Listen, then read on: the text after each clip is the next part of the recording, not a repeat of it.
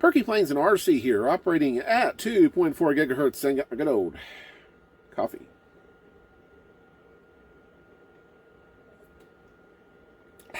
Good stuff.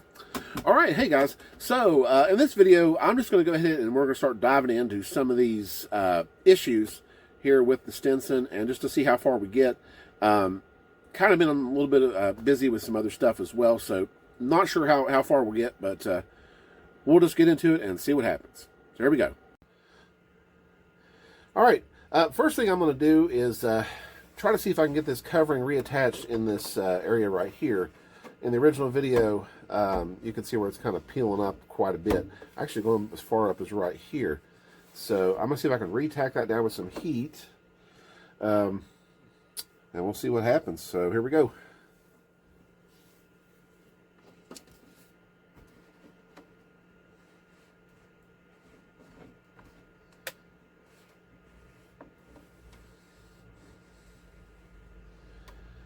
It's kind of a very awkward area, just because the covering is really taut right through here on both sides. So there's like no wood support really or anything right in through here. This is all just covering that's been stretched, which is something I've not really dealt with on any of my other models. So I'm trying to pull it together as best I can and just hope that it re-adheres okay. I might just maybe even stick some tape over it too, just to kind of have it in place.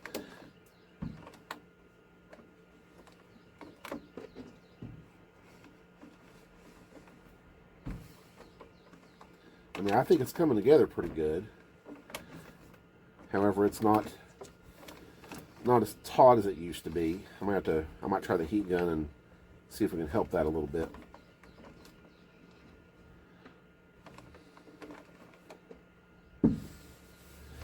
I'll tell you, the more that I've looked at this model, and the more I'm seeing all these little blemishes and stuff, I mean, like I said, really, it makes me feel good. It's just kind of sad, because it's just like, the model's been sitting for so long, and, you know, it hasn't ever been flown and stuff, and it's just, you know, I don't know.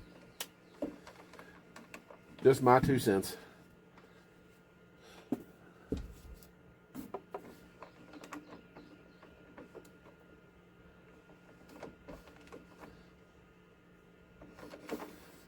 Well, it's definitely stuck back on there, so that's good.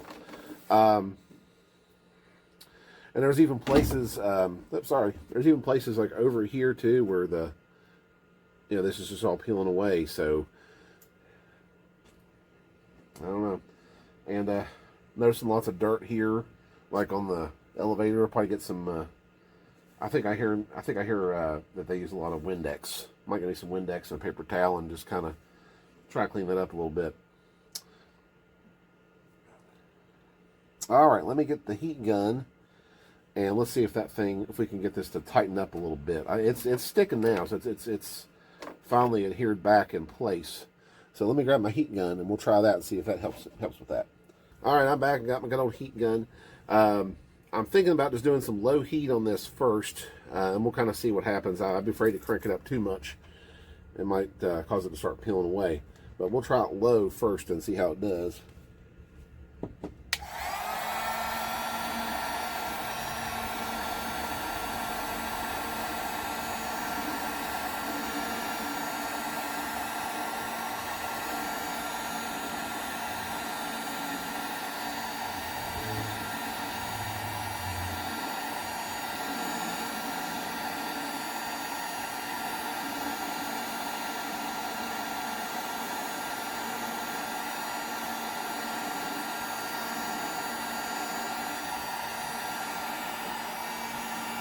It's actually working pretty good. Oh, yeah, it's starting to peel away there. Okay, we're gonna be fighting this, I think. All right, let me get my iron back out. It worked good there for a minute. It's just a very delicate area, I think, so kind of like I need to proceed with caution.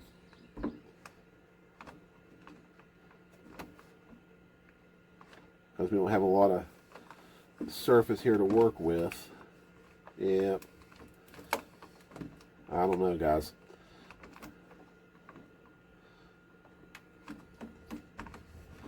Not one of those things I want to sit there and like get too hardcore into it, you know. Of course, I do have some other covering I can use as well on this. I can grab some, you know, maybe a white monocoat or ultra coat, I mean, and just patch it up with that. Yeah, I don't think this is going to work as well as I thought. So I could patch it with some white, I think I got ultra coat, or I could just tape it. Like I said, taping is an option as well. It's just very, very much a tough area. And I'd hate to have to recover the thing, because this is the original stock covering, and, you know, I don't know.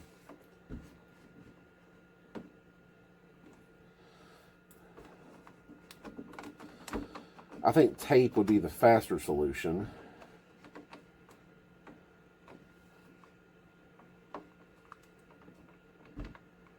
Yeah, this is not going good. Like I said, it's still kind of peeled up there.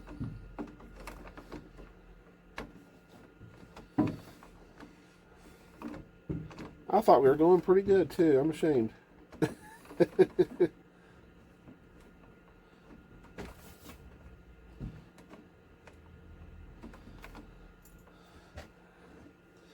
Solving things with tape.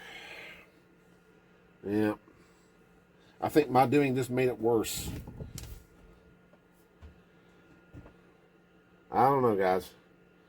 It was worth a try. I mean, I actually had to adhere a little bit, but it was still, there still was not a lot of area to grab onto. I mean, where it's kind of, you know, it's kind of like this, where, you know, originally it had, you know, let's say that much overlap, and over time it's just sort of separated to where I only have like that much to work with to kind of adhere to it.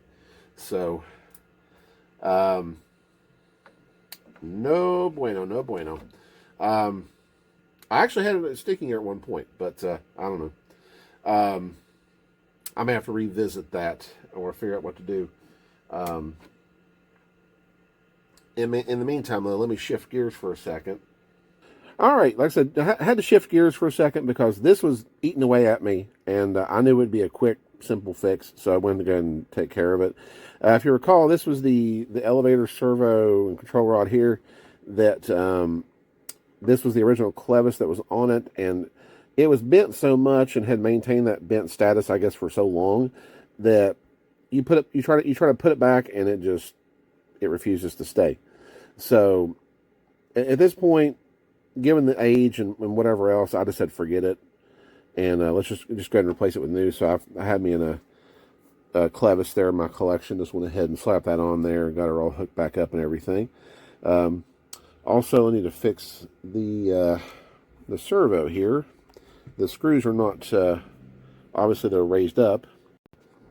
Okay, something I observed here in regards to the elevator servos.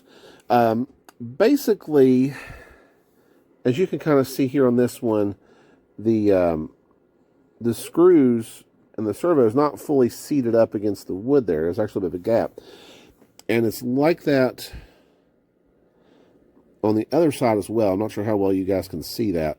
But basically what it is these things are just so, you know, they're basically, you know, back to back, like, you know, facing each other, that they sit up so high that these screws will not fully, you know, be flush. So the servos are sticking out just a hair. So I'm wondering if Bob did that with that little piece of wood just to kind of help hold it up a little bit. I'm tempted to slap another little piece of wood in there just to sort of, you know, give it something else to hold on to. And just for added security, that one feels pretty solid. Let me check the other servo here.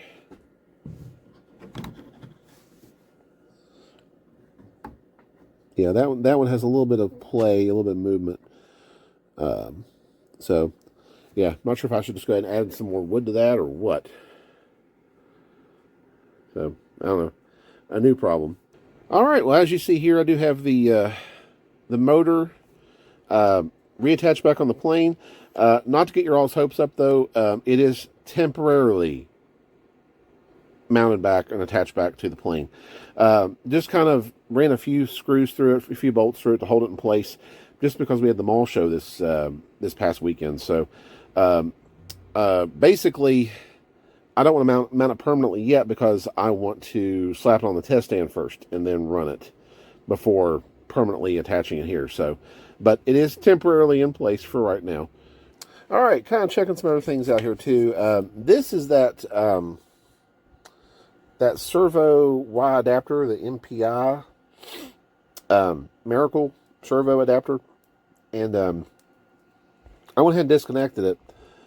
And something I found out about it, and this probably indicates as to why the servo was not working in my other video, was that right there. Let me get that into focus a little bit better. Of course, you can see there's the wire hanging off of it. So yeah, I think that's the culprit as to why she wasn't working. So I've kind of got it, or I'm in the process of getting it hooked up now to test the servos again. This time I've completely taken that Y harness out of the equation, and these are just the direct servo leads to the elevator. So let me get it hooked up to the battery, and let's give it a try. Okay, battery is all hooked up, tester's there, and of course right now it's going to function like ailerons, or I guess elevons in this case. Let me go ahead and test it. Push the button here. There we go. That's one side, and there's the other side. So that's what there was. So yeah, that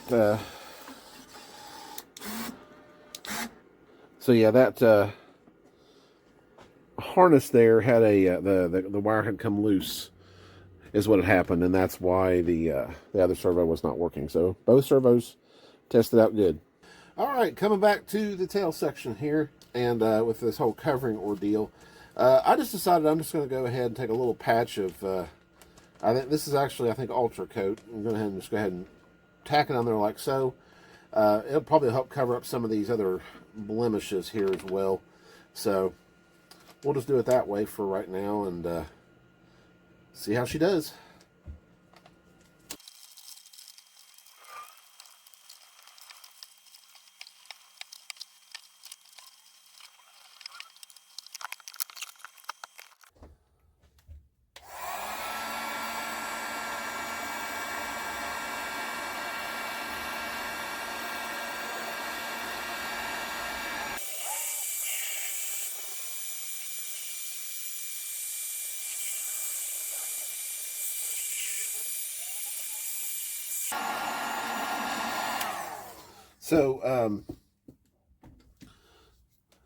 So something I want to show you guys. I think it went on absolutely terrible. Honestly, it looked like a horrible wrinkled mess.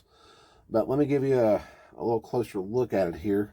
Okay, so it originally was when I applied it with the iron, I know this might be kind of a challenging area just because of the curvature right here.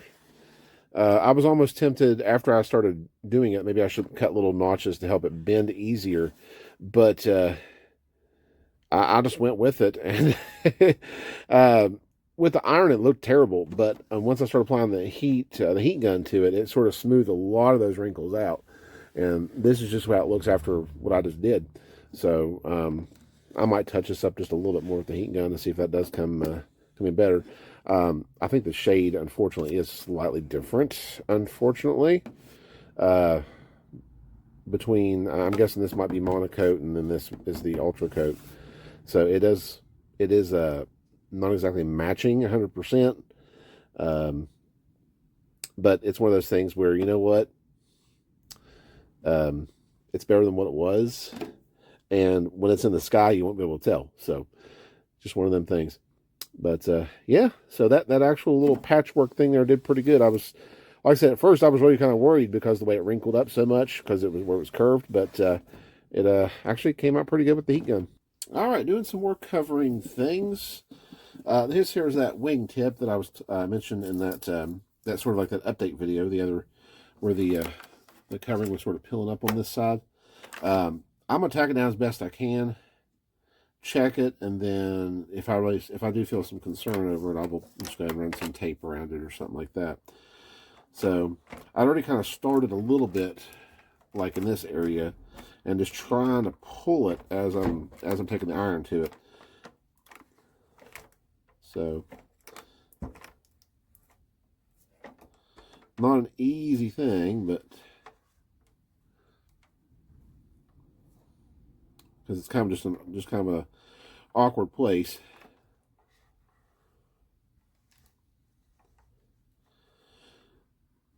I mean, really, as small or as little overhang that's there, I probably would feel safer doing some tape around it, because I mean, it's like when this was originally done, I mean, the actual cut of the covering is like right on the very edge, so there's not much overlap or anything, and I like having overlap.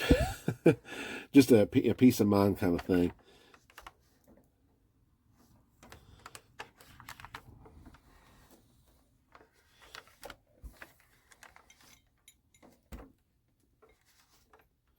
Yeah, this is a very tricky spot.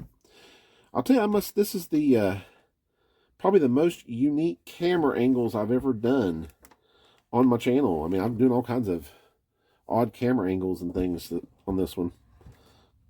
It's been kind of neat, actually.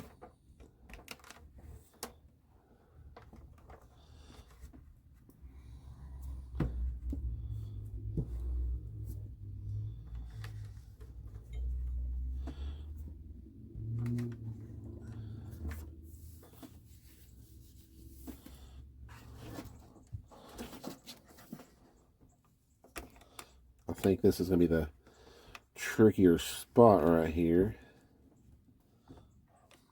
Well, maybe it might be all right.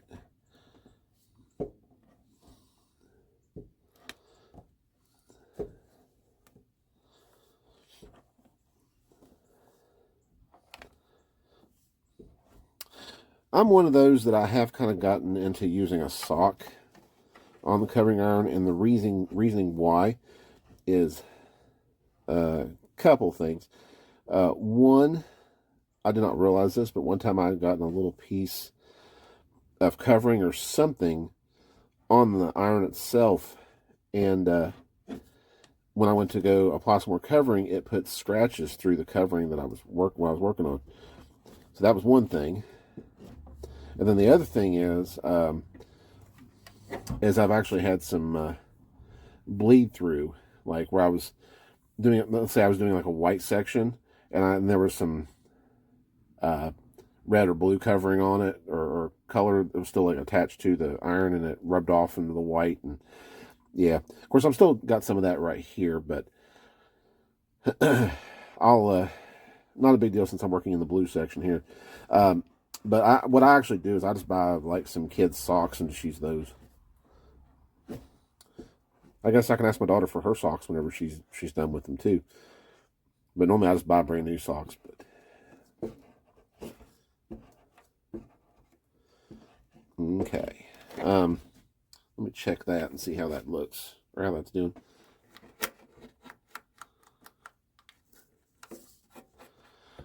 Well, better than what it was, that is for sure.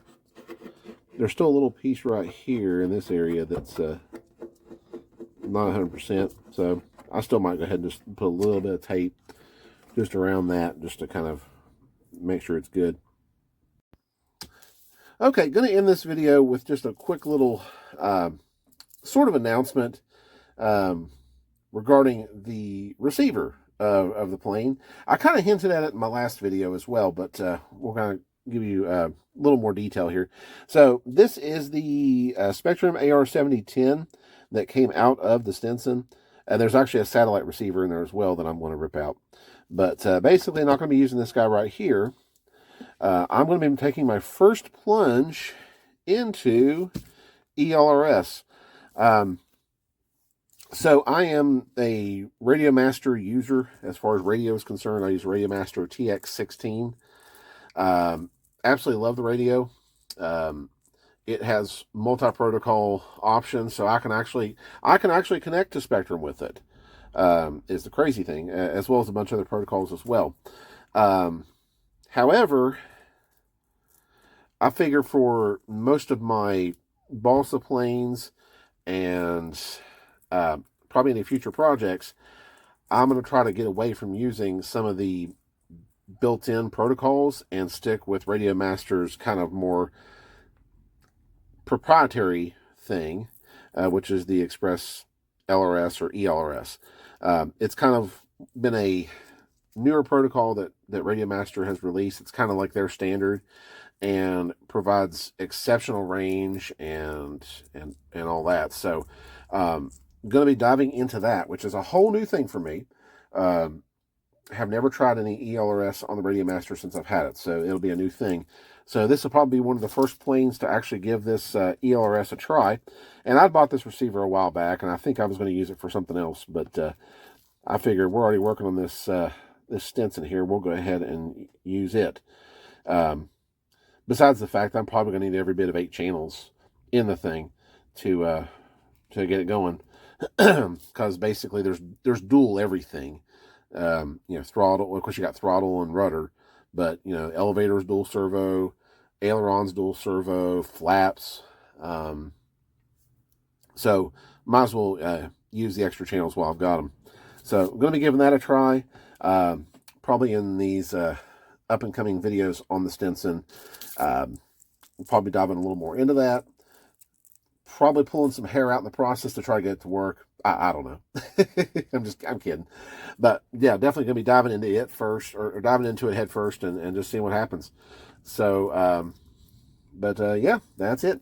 All right, guys. Well, there's still a few more things to sort of, you know, tidy up with the Stinson and stuff. But I think we got, even just what I done today was quite a bit to kind of get it ready and get it prepared. So, but anyways, that's it for me, guys. I want to thank you guys for watching, and we'll see you in the next video.